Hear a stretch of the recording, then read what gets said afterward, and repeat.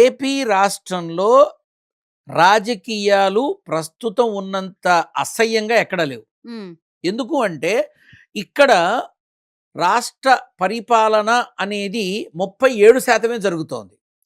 మిగతాది మొత్తం కూడా రాజకీయ పరమైన కక్షపూరిత విధానాల్లో జరుగుతున్నటువంటి అనేకమైనటువంటి విధానాలే జరుగుతున్నాయి. ఇది వాస్తవం. ఇప్పుడు నేను సగటు మనిషిగా, సామాజిక బాధ్యత ఉన్న మనిషిగా, సమాజంలో తిరిగే మనిషిగా నాకున్న కొద్దిపాటి అనుభవం కావచ్చు, కొద్దిపాటి జ్ఞానం కావచ్చు, రాజకీయ పరమైనటువంటి వివరణ కావచ్చు, ఏదైతే ఉందో అదే మీతో నేను పంచుకునే విధానం చేస్తున్నాను తప్ప నాకు ఇక్కడ శత్రువు లేడు, మిత్రువు లేడు, అందరూ ఒకటే. నాకు నా నాన్న నారసింహుడే గొప్ప, ఇంకెవ్వరూ కాదు. నా నాన్న తర్వాతే ఎవరైనా సరే. ఎక్కడ ప్రేమని పంచుతారో అక్కడ ప్రేమని పంచుతా, ఎక్కడ గౌరవాన్ని ఇస్తారో అక్కడ గౌరవాన్ని ఇస్తా. Now coming to the politics of the AP. ఇప్పుడు ఏపీ రాష్ట్ర ప్రభుత్వ పరిపాలన వన్ సైడ్గా ఉంది.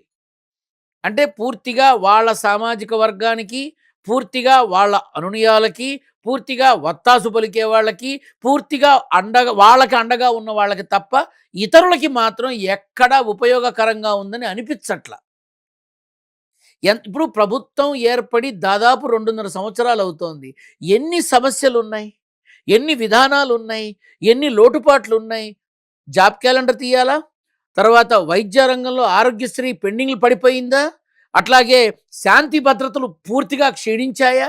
ఏది చూసుకున్నా అగమ్య గోచరంగా ఉంది. ఇలాంటివన్నీ పక్కన పెట్టి కలియుగ వైకుంఠనాథుడి యొక్క లడ్డూ ప్రసాదం మీదే 2.5 సంవత్సరాలు సాగింది.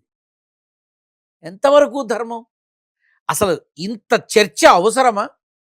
ఇప్పుడు సుప్రీంకోర్టు ఒక జడ్జిమెంట్ ఇచ్చింది, ఈడీ ఒక జడ్జిమెంట్ ఇచ్చింది, మళ్ళీ ఏకసభ్య కమిషన్ అని జడ్జిమెంట్ కోసం చూడడం ఏంటి? ఏం జరుగుతోంది? స్వామివారి మహాప్రసాదాన్ని పట్టుకొని ఈ చర్చలేమిటి? మళ్ళీ ఇప్పుడు కొత్తగా ఏమన్నారు? హార్పిక్ కెమికల్స్ అన్నారు. ఏమో కెమికల్స్ అనేవి పన్నీరుతోనూ, రోజు వాటర్తోనూ, సుగంధ ద్రవ్యాలతోనూ చేస్తారా? యాసిడ్ స్పిరిట్తో చేస్తారు. యాసిడ్ స్పిరిట్తో చేసినటువంటి ఆ కెమికల్తో లడ్డు ప్రసాదం చేస్తే ప్రసాదం నిలబడుతుందా? నిలబడదు. తిన్నవాడు కూడా బ్రతకడు. నిలబడుతుందా? తినడం సంగతి దేవుడికి ఎరుక. రంగు మారిపోతుంది, రుచి మారిపోతుంది, పట్టు తప్పిపోతుంది. అటువంటిది ఎలా? కొంచెమన్నా ఆలోచించరా?